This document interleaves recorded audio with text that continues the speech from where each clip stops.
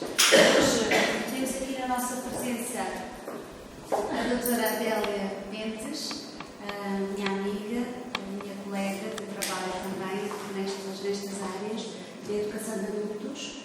Já nos conhecemos há muitos anos e já não é a primeira vez que está connosco neste ciclo de conferências. Já cá estou lá embaixo, no Pedro da Fonseca. E aquilo que eu pedi à doutora Adélia foi partilhar um bocadinho convosco aquilo que, no fundo, resulta também da sua própria experiência. E essa experiência tem trazido um conhecimento muito grande, muito extenso e alargado da educação de adultos no Alentejo, em Portugal e, mais concretamente, no Alentejo. Vem falar-nos aqui de uma realidade que muitos de vocês já ouviram falar. Eu digo sempre os antigos centros de novas oportunidades, porque é mais fácil reportar também aquilo que estamos aqui a tratar, e atualmente chamam-se Centros para a Qualificação e o Ensino Profissional, com a sigla SCEP. Vou ouvir aqui falar então qual é o papel e a missão destes centros no quadro atual da educação e formação de adultos em Portugal, mas também pedi que falasse um bocadinho sobre a história, aquilo que foram os antecedentes destes centros, o que é que aconteceu, o que é que mudou. Nós neste momento temos, e certamente irá referir, temos na área de intervenção aqui da Direção de Serviços da região Alentejo, estive a verificar, são 19 centros, mas em tempos eram muito mais. Mas aquilo que importa mais do que a quantidade de centros é percebermos qual é a dinâmica inerente a estes centros, o que é que eles fazem e porque é que na nossa conferência temos concluído o papel dos SCEPs na qualificação da população no Alentejo. E, portanto, é com muito gosto que aqui temos a doutora Adélia. Eu quero agradecer mais uma vez, já o fiz antes, irei continuar a fazê-lo, em diversas circunstâncias, sempre essa disponibilidade, amabilidade e simpatia. E agora a palavra é sua. Muito obrigada. Gostaria de agradecer, antes de mais, também à Sra. Professora Lourdes Nico, ao Sr. Professor José Carlos Bravo Nico, pelo amável convite. Eu acho o termo conferência demasiado pomposo para o que vai ser este nosso encontro. No fundo, é uma partilha. Eu gostaria que ele fosse também dialogado. Estou à vossa disposição para responder às vossas dúvidas, às vossas questões, aos vossos anseios, e é essencialmente a partilha da minha experiência enquanto professora e essencialmente enquanto elemento de equipas. Primeiro do Centro de Novas Oportunidades, agora do Centro para a Qualificação e o Ensino Profissional, promovido pelo agrupamento de escolas de vendas novas. É um gosto enorme regressar a esta casa. Não sei se é esta sala que não me traz muito boas recordações, porque era a minha sala de fonética e fonologia, que era uma disciplina de veras difícil. E eu estava a ver os vossos colegas que estão naquele ângulo. Eu escolhia normalmente também este ângulo para me esconder atrás das colunas e para fugir um bocadinho à fúria do seu professor Barreto, que era uma sumidade em fonética e fonologia, mas cuja presença não tinha nada a ver com a agradável presença dos vossos professores. Era uma pessoa exigente, eu não era boa aluna a fonética e fonologia, porque sempre estive virada para outras questões. Sempre gostei mais de literatura, enfim, a fonética e a fonologia não eram o meu forte, mas tenho muito boas recordações desta casa e é com muito gosto que hoje aqui regresso para partilhar a minha modesta experiência de trabalho nas equipas dos Centros de Novas Oportunidades. Irei essencialmente falar-vos do trabalho nos Centros para a Qualificação e o Ensino Profissional, os SCEP, uma vez que os Centros de Novas Oportunidades foram extintos, pela importância que tiveram, pelo caráter dinamizador, inovador. Não posso deixar, no entanto, de dizer algumas palavras a propósito da iniciativa Novas Oportunidades e do papel importantíssimo que tiveram os Centros Novas Oportunidades. E, portanto, começarei então por fazer aqui estabelecer um paralelismo entre os Centros Novas Oportunidades que existiram em Portugal entre 2006 e 2013. Eles foram extintos em dezembro de 2012, no entanto, pudemos continuar até março de 2013 e penso que o Centro Novas Oportunidades, promovido pelo agrupamento de escolas a que pertence, foi dos primeiros a iniciar em escolas públicas em 2006, foi dos primeiros a certificar candidatos de nível secundário, porque até então só existia o reconhecimento, validação e certificação de competências para nível básico. E penso, não tenho a certeza, mas fomos de certeza dos últimos a encerrar e penso que teremos realizado, há de ter sido, não aprofundei, mas fomos suficientemente teimosos para só fecharmos no último dia que nos permitiram fechar, e penso que fomos também o último certificado pelo Centro Novas Oportunidades, penso que há de ter sido também o nosso, não é verdade? Foi o Sr. Professor Bravo Nico, o primeiro avaliador externo que tivemos, portanto foi com o Sr. Professor que iniciámos e o último, exatamente. Portanto é uma relação duradoura a nossa, tem sido uma relação de partilha e de ajuda mútua. Sempre que precisamos, temos contado com o apoio incondicional, com a amizade, com a colaboração dos seus professores e, como tal, sempre que eles acham que podemos ter alguma utilidade, também é com muito gosto que aqui estamos. É uma parceria informal, mas é uma parceria que me parece muito importante para a nossa atividade. Penso que será também de alguma importância para vós. Portanto, até o reconhecimento de competências em Portugal surgiu em 2001.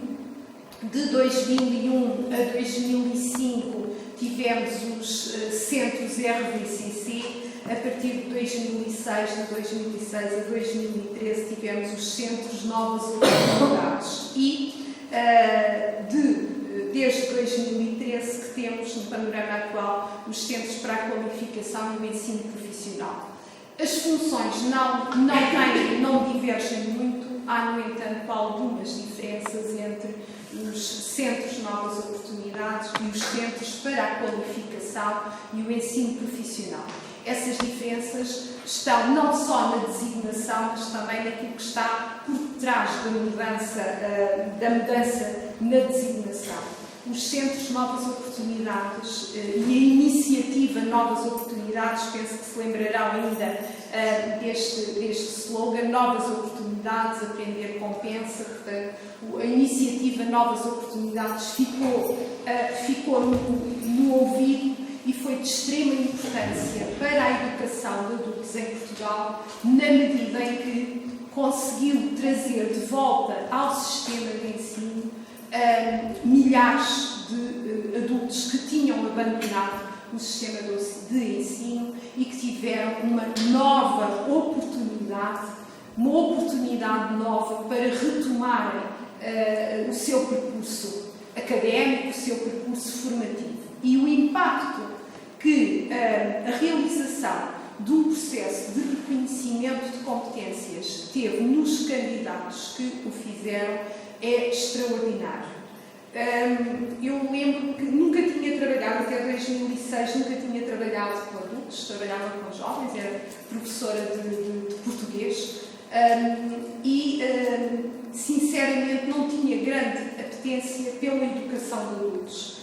Porque funcionava à noite, porque o número de adultos que frequentavam essas ofertas era muito reduzido e, portanto, não era minimamente estimulante, além que sempre gostei de trabalhar com jovens e com adolescentes. No entanto, quando a oportunidade surgiu, foi assim um convite do diretor da minha escola, que um dia me encontrou no corredor e que me disse: olha, vem aí uma coisa nova, eu nem sei muito bem o que é, mas precisei de mandar os nomes e mandei o teu, espero que não te importes. Mas é o quê? Olha, não me perguntes porque eu não sei, mas eu acho que é coisa para ti. Porque ele também já sabe que sempre que há um projeto novo, qualquer coisa de diferente, eu sou mulher para arregaçar as mangas e, portanto, para me dedicar. E foi a primeira vez que tive contacto com a educação de adultos e fiquei fascinada. Foi uma paixão que dura até hoje e que me levou a tentar saber mais, a tentar investigar, de forma que fiz depois mestrado em educação e a minha área de investigação foi precisamente a formação e a aprendizagem ao longo da vida. Porque, para além do certificado que as pessoas levavam para casa, levavam muito mais. Saíam, depois de passarem por um processo de reconhecimento de competências, saíam completamente transformadas, com uma identidade nova e com uma coisa muito importante, que é com a valorização da aprendizagem. Quem fez um processo de reconhecimento de competências não parou mais em termos de aprendizagem, passou a frequentar mais formação, portanto, enveredou por um processo de aprendizagem ao longo da vida, que é isso que se pretende para podermos enfrentar os desafios que a nossa sociedade tem. Foi de tal maneira que os corredores da minha escola, que à noite estavam vazios, voltaram a encher-se de adultos. O parque de estacionamento passou a estar cheio à noite. Porquê? Porque as pessoas faziam primeiro o processo de reconhecimento de competências e depois queriam prosseguir, queriam continuar a aprender. Um processo de reconhecimento de competências, e nós sempre fizemos questão de deixar isso bem claro, não é o fim de um processo, é o início de um novo processo. Portanto, é o início de um novo caminho. E sempre incentivamos os nossos candidatos a prosseguirem. De forma que certificámos ao longo da nossa existência, de 2006 a 2013, certificámos mais de 600 candidatos. E eu recordo que Vendas Novas tem uma população de cerca de 11 mil habitantes. Portanto, 600 candidatos em 11 mil habitantes é uma percentagem elevada. Conseguimos captar e conseguimos fazer com que mais de 600 cidadãos aumentassem as suas qualificações. Temos-nos acompanhado e sabemos que esse processo foi muito importante, quer para a sua vida profissional, mas sobretudo para a vida pessoal desses cidadãos. De forma que, quando surgiu a oportunidade de nos candidatarmos novamente para termos um centro para a qualificação e o ensino profissional, a direção do agrupamento decidiu fazer a candidatura e fomos selecionados. O número de centros para a qualificação e o ensino profissional é muito reduzido relativamente ao número de centros de novas oportunidades, que estavam perto dos 500 centros, não chegaram, mas chegaram a ser 490 e qualquer coisa, salvo erro, 98, salvo erro. Os centros para a qualificação e o ensino profissional estavam previstos abrir 120. Os primeiros selecionados foram apenas 120 em todo o país. Nós ficámos selecionados logo nesta primeira ronda. Depois foram selecionados mais um número, penso que são 206 centros que existem atualmente distribuídos por todo o território nacional. E o que são os Centros para a Qualificação e o Ensino Profissional, conhecidos por SCEP?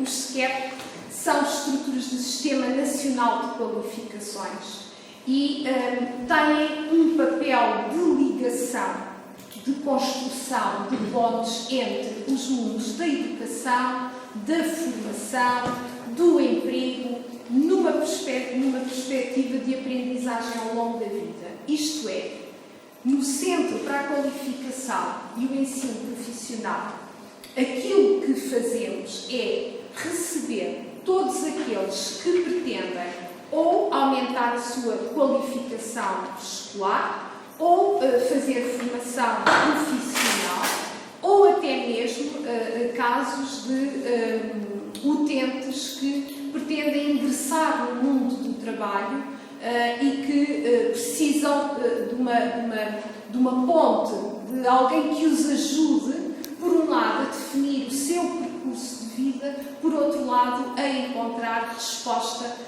para as suas necessidades, quer sejam necessidades formativas, quer sejam necessidades de qualificação escolar, qualificação profissional. Portanto, no fundo, nós somos um balcão que recebe e que depois ajuda o utente a encontrar, porque nem sempre o utente está muito certo daquilo que pretende, de forma que nós fazemos processos de orientação para que o utente consiga estabelecer um projeto de vida, que consiga definir quais são as suas necessidades e depois ajudando-o também a encontrar resposta para essas necessidades. Portanto, no fundo, e assim de forma muito simplista e muito restrita, é esta a nossa função. E aqui temos já uma diferença relativamente aos centros de novas oportunidades. Os centros de novas oportunidades estavam direcionados apenas para o público adulto, maiores de 18 anos. Os centros para a qualificação e o ensino profissional estão ainda direcionados para o público adulto, mas também para os jovens com idade igual ou superior a 15 anos, ou então, independentemente da idade, para jovens que estejam a frequentar o 9º ano de escolaridade. Portanto, aqui temos já uma diferença relativamente aos centros de novas oportunidades, que parece uma diferença pequena, mas que para nós tem sido um constrangimento gerir esta valência, esta dupla valência. Porquê? Porque, por outro lado, isso faz com que tenhamos de articular e de trabalhar com os serviços de orientação e psicologia. Portanto, com o SPOP que funciona, no caso do nosso agrupamento, temos um serviço de orientação e psicologia e há essa necessidade de articulação. E, enfim, digamos que estamos ainda a ajustar-nos um bocadinho ao novo fato. Porquê? Porque a equipa, é importante dizer que a equipa que estava no Centro de Novas Oportunidades, porque era uma equipa coesa, porque o nosso diretor, um homem com visão, escolheu pessoas que faziam parte dos quadros do agrupamento. Portanto, nós pertencemos ao quadro do agrupamento, como tal, foi sempre possível manter a equipa coesa. E a equipa, digamos que passou, na sua essência, passou do Centro de Novas Oportunidades para o Centro para a Qualificação e o Ensino Profissional. Eu coordenava o Centro de Novas Oportunidades, continuo agora a coordenar o SEQED. Mas pronto, este tem sido um constrangimento, porque temos de nos adaptar a esta nova identidade e ao trabalho com os jovens. O que é que fazemos? Apoiamos os jovens e os adultos na identificação de respostas educativas e formativas adequadas ao seu perfil. Existe um referencial que nos ajuda a fazer isso. Desenvolvemos processos de reconhecimento, validação e certificação de competências, RVCC, que já fazíamos também no Centro de Novas Oportunidades. E esta é a única oferta interna que temos. Tudo o resto, o que fazemos é encaminhar os nossos utentes para outras ofertas. Por outro lado, não nos limitamos, a nossa ação não termina com o encaminhamento. Cabe-nos depois também fazer a monitorização, isto é, sabermos se o jovem ou o adulto que encaminhamos para um determinado percurso, se efetuou a sua inscrição, se concluiu esse percurso. Portanto, há um trabalho de monitorização que estamos obrigados a fazer. No caso, por exemplo, do jovem ou do adulto ter interrompido esse percurso, temos de o contactar novamente de forma a podermos acompanhá-lo, a podermos rever a escolha que foi feita. Portanto, há todo um trabalho de monitorização que temos de fazer. Por outro lado, também nos compete recolher informação sobre as necessidades educativas que existem na região, sobre ofertas de estágio, ofertas de educação. Portanto, é um trabalho que exige uma grande articulação com o meio envolvente. É pressuposto, e para mim só faz sentido, que o SCEP funcione em articulação e em ligação muito direta com as entidades empregadoras, porque nós fazemos também a ponte entre os utentes e as entidades empregadoras e vice-versa. Precisamos saber quais são as necessidades formativas das entidades empregadoras para depois tentarmos arranjar formação que vá ao encontro dessas entidades e dessas necessidades. Com as entidades formadoras, por exemplo, já realizámos reuniões de articulação com as entidades formadoras que operam na nossa zona de ação. Para quê? Para dialogarmos todos, para que não haja oferta de formação repetida, para que saibamos qual é a oferta que os nossos parceiros têm e assim podermos dar resposta aos nossos utentes. E, portanto, esta reunião foi uma reunião muito interessante com os parceiros que são entidades formadoras e que operam na zona. Depois também com a rede social e solidária, com os municípios, com as associações e com serviços e organismos da administração pública. Portanto, este é também um papel que temos e é um papel extremamente importante, porque nós, no fundo, estamos ao serviço da comunidade e, portanto, só articulando com a comunidade é que podemos prestar um bom serviço. Eu tenho aqui um pequeno esquema que, no fundo, resume a forma como nós trabalhamos. Portanto, sempre que alguém nos procura, temos aqui um momento que é o momento do acolhimento. No momento do acolhimento, basicamente aquilo que fazemos é explicar ao utente qual é a nossa missão, o que é que lhe podemos oferecer, de que forma podemos ser úteis para esse utente. Caso ele considere que o nosso papel pode ser importante para ele, procede à inscrição. A inscrição é feita eletronicamente numa plataforma. Procedemos à inscrição, ele depois vai ser chamado para várias sessões, onde vai ser feito um diagnóstico. Nesse diagnóstico é traçado o perfil do utente, para que ele próprio se conheça, isto é, saiba quais são as suas características, quais são os seus interesses, quais são os seus objetivos, como é que ele está a pensar, a organizar a sua vida, que planos tem para o futuro.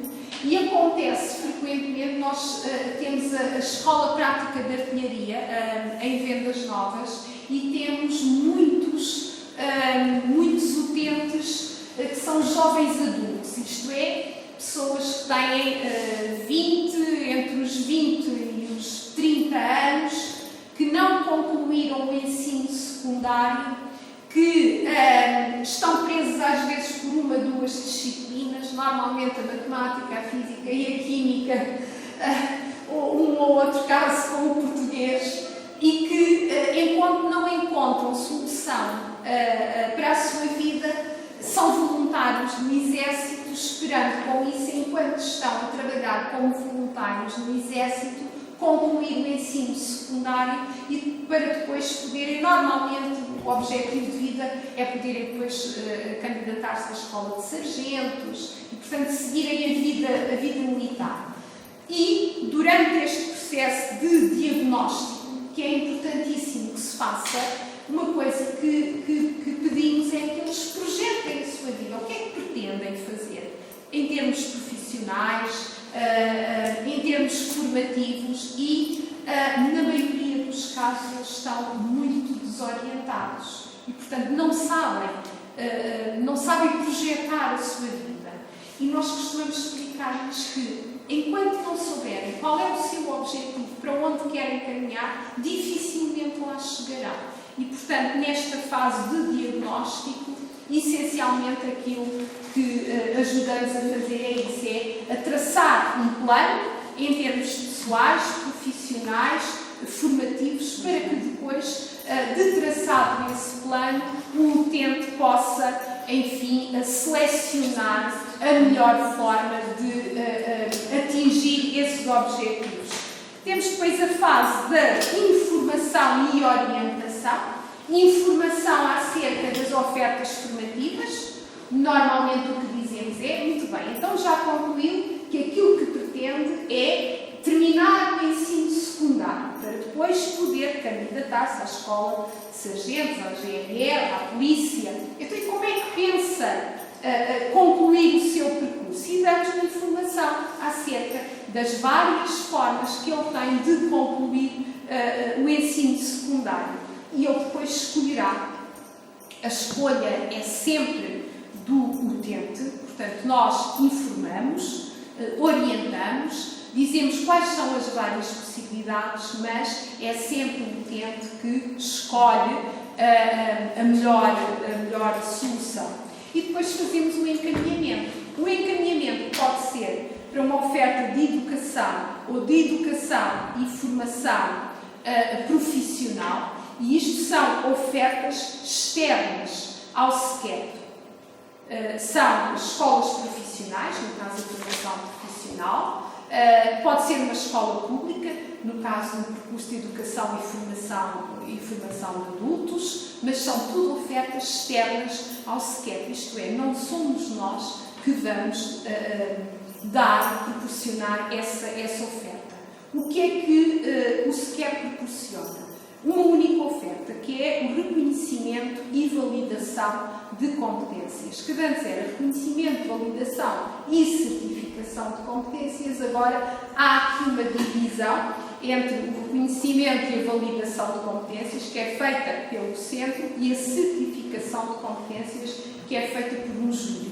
Portanto, daí que haja essa divisão. Portanto, a partir do encaminhamento, ou o candidato é encaminhado para o processo de RPCC e continua no SCEP, ou então é encaminhado para uma oferta externa. Reparem, como há aqui sempre, em qualquer dos casos, nós temos depois sempre a obrigação de monitorizar o percurso desses candidatos.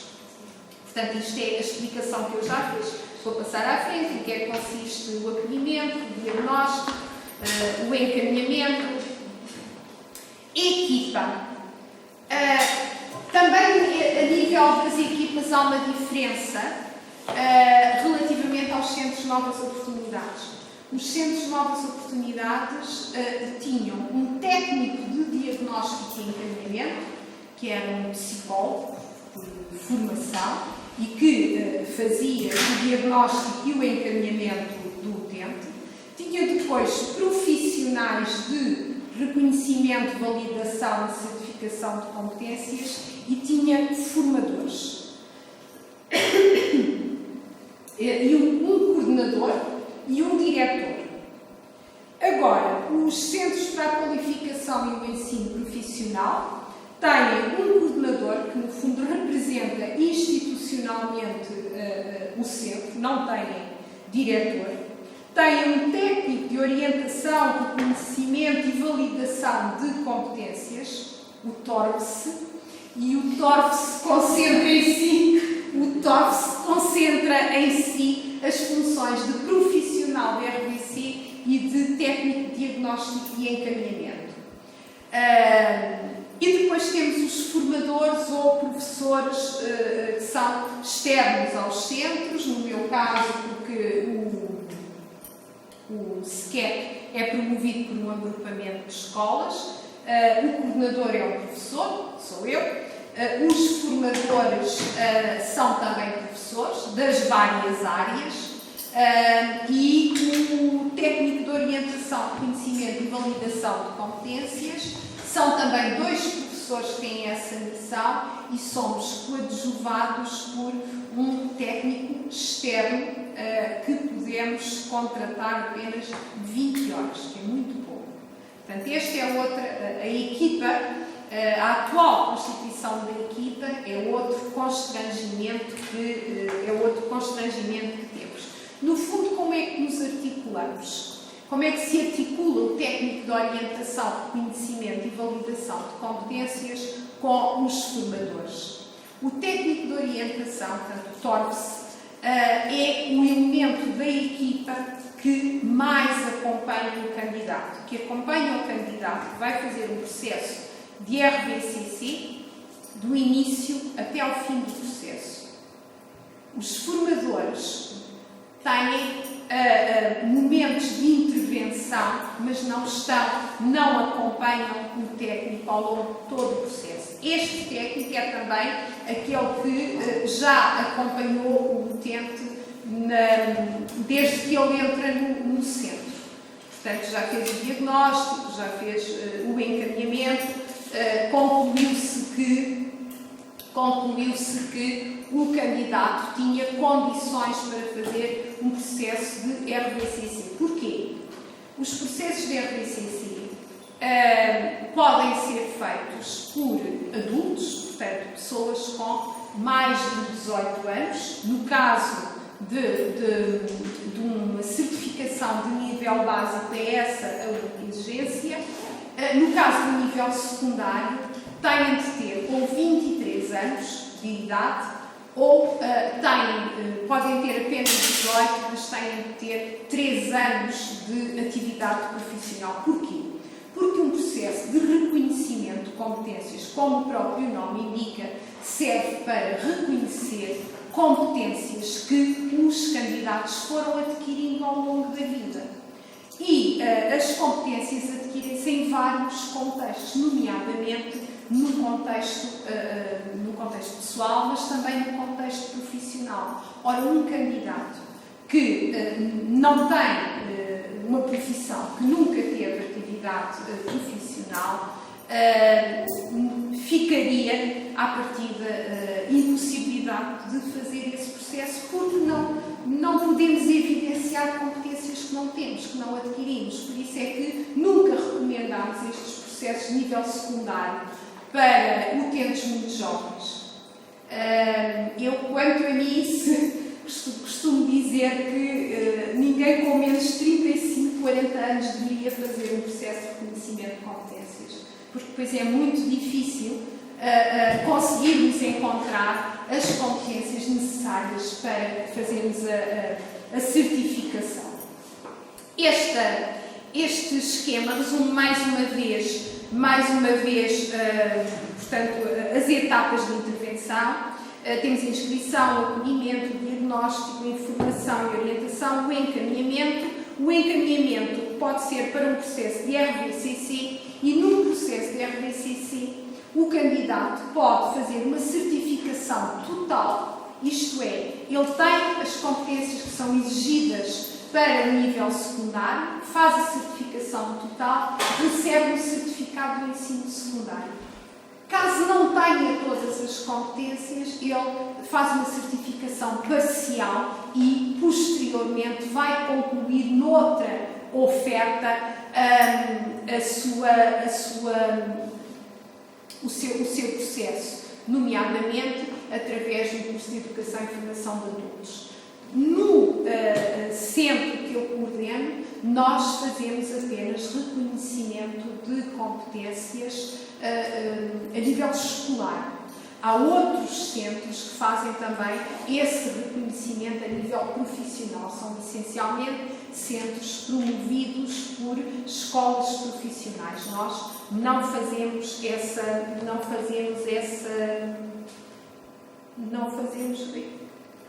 uma nova mensagem, queria fechar isto, pronto. No caso de ser possível fazer a certificação escolar e a profissional, o candidato obtém uma dupla certificação, a escolar e a profissional. Então,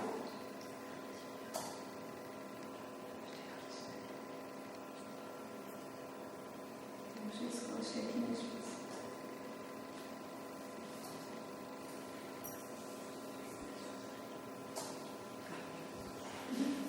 RVCC escolar, reconhecimento de competências, em que é que consiste? Consiste na identificação dos saberes e das competências desenvolvidas ao longo da vida. Isto é, parte-se do princípio, e aqui está o caráter inovador do reconhecimento de competências, parte-se do princípio que fazemos aprendizagens em vários contextos. Em contextos formais, portanto, nas instituições de ensino, nas universidades, nas escolas, mas também em contextos informais e em contextos não formais. Isto é, fazemos aprendizagens no seio da nossa família, fazemos aprendizagens no convívio com os nossos amigos, fazemos aprendizagens no nosso trabalho, quando desempenhamos uma profissão. E, até existir o reconhecimento e certificação de competências, o que acontecia é que essas competências, essas aprendizagens não eram valorizadas. E o caráter inovador da iniciativa Novas Oportunidades e o caráter inovador destes processos é que valorizam essas aprendizagens que são feitas em contextos não formais. Isto é, aquilo que se afirma é que podemos aprender de forma diferente. As aprendizagens não são iguais. Portanto, aprendemos de forma diferente em contextos formais e em contextos informais. Mas é importante valorizar essas aprendizagens que são feitas nos contextos informais. E, portanto, aquilo que vamos fazer é, no fundo, dar-lhe uma certificação escolar. Isto é, vamos atribuir um certificado, um diploma, que atesta que as aprendizagens são diferentes, mas têm também valor. Portanto, é essa a base destes processos de RVCC. Porque é que é importante valorizar essas aprendizagens? Porque nos adultos, grande parte das aprendizagens dos adultos que tiveram percursos escolares interrompidos foram feitos fora da escola. E se elas não forem valorizadas, eles não voltam mais à escola. Mas, se aquilo que eles aprenderam fora da escola for valorizado, então eles partem de um outro patamar e é mais fácil captá-los depois para contextos e situações de aprendizagem. Se estas competências são adquiridas em contextos de vida, então a metodologia que vamos utilizar tem de estar também ela ligada à experiência de vida e tem de estar ligada efetivamente à pessoa, à sua história pessoal. Porquê? Quais são as características da competência? Está ligada à pessoa, está articulada com a ação, portanto foi uma competência, um conhecimento que a pessoa desenvolveu através da experiência, em contexto de vida, e por isso é que é necessário valorizar esse contexto de vida. Por outro lado, é possível identificar o contexto em que a competência foi adquirida. Por isso é que, como metodologias, valorizamos, por um lado, a narrativa autobiográfica, a história de vida, e atenção que aquilo que nos interessa não é o romance de cada utente. portanto, a vida íntima, pessoal. Quando falamos aqui em narrativa autobiográfica e quando falamos em história de vida, aquilo que pedimos ao candidato é que nos reporte em que contexto, em que situação concreta é que ele fez determinada aprendizagem. E, portanto, o que ele vai estar a fazer é refletir sobre a sua própria vida, a refletir, a escrever sobre a sua própria vida e sobre contextos de vida que foram fonte de aprendizagem. Daí que o impacto, porque a pessoa vai estar a escrever novamente a sua história de vida, a refletir sobre a sua vida, isso vai ter impacto na visão que o utente tem de si próprio. E, portanto, daí que estes processos autobiográficos e os processos de reconhecimento de competências tenham um grande impacto a nível, inclusive, da imagem que a pessoa tem de si. Porque ela chega ao final de um processo e conclui que, afinal, aprendeu muita coisa. E que a sua vida foi fonte de aprendizagem. E era enorme o contentamento, não é? O Sr. Professor, nos júris de certificação, o contentamento, a alegria e a valorização que os utentes davam a si próprios, porque no final olhavam para o seu livro, que em alguns casos era mesmo um livro encadernado, e concluíam que tinham feito muita coisa, tinham aprendido muita coisa ao longo da sua vida.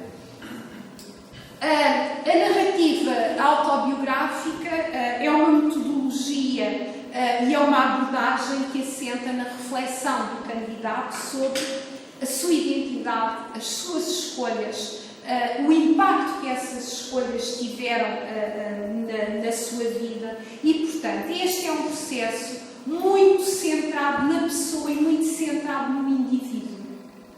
Daí que, ao contrário do que alguns candidatos também estavam à espera de ficar lá sentados e terem um professor a debitar matéria e ensinar assuntos, aqui não. Aqui é a própria história do indivíduo que vai servir de base a todo o processo. E, portanto, é um trabalho muito individual, mas muito acompanhado. Porque, como hão de calcular, se não for um trabalho muito bem direcionado, é muito difícil a pessoa selecionar os momentos que foram momentos importantes de aprendizagem, portanto, selecionar de toda a sua história de vida aquilo que realmente foi pertinente para a construção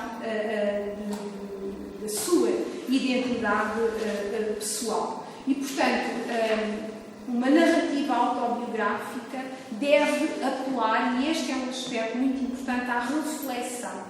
E que era uma das tarefas mais difíceis que tínhamos, porque muitos destes candidatos não tinham a capacidade de reflexão muito desenvolvida, portanto, eles limitavam-se às vezes a narrar acontecimentos, a narrar episódios, e depois a função dos técnicos, portanto, a função essencialmente aqui do técnico de orientação e reconhecimento de competências é de dirigir essa reflexão e de orientar o candidato na redação da sua história de vida.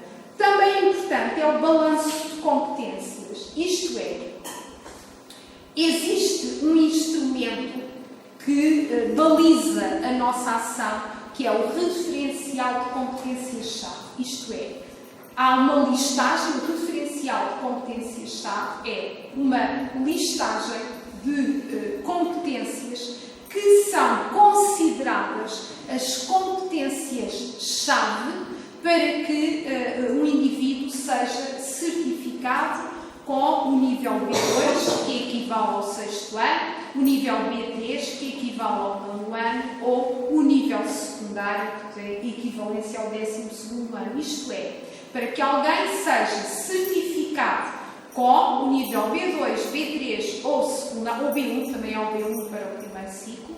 Portanto, para que alguém seja certificado com o nível B1, B2, B3 ou B4, tem de evidenciar, tem de mostrar que tem determinadas competências. E, portanto, essa listagem existe no referencial e aquilo que vamos fazer depois é o balanço, como o próprio nome indica.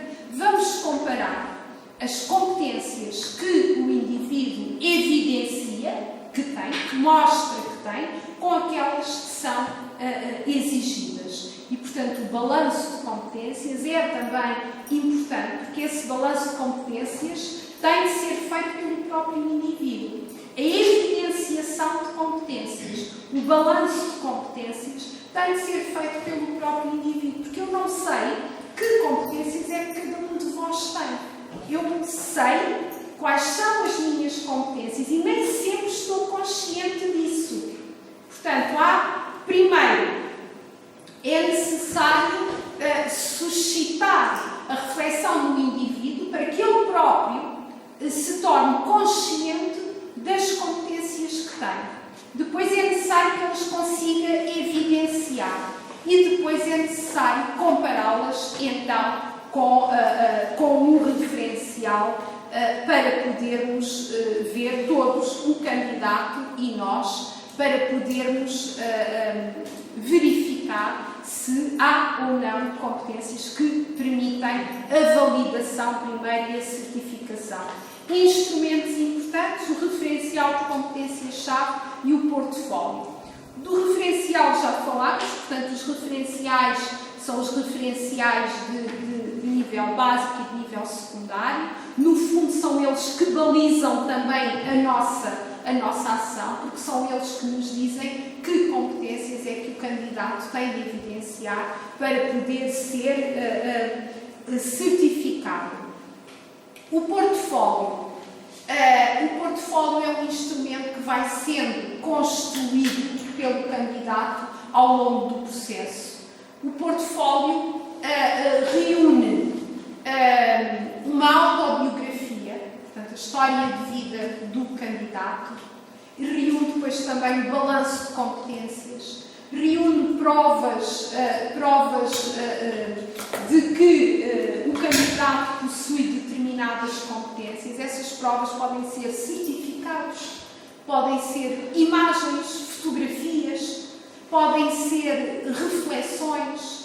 Portanto, tudo é guardado num portfólio e é esse portfólio, redigido e organizado pelo candidato, que vai servir depois para fazermos a validação e a certificação das competências. Gostaria de ter trazido o portfólio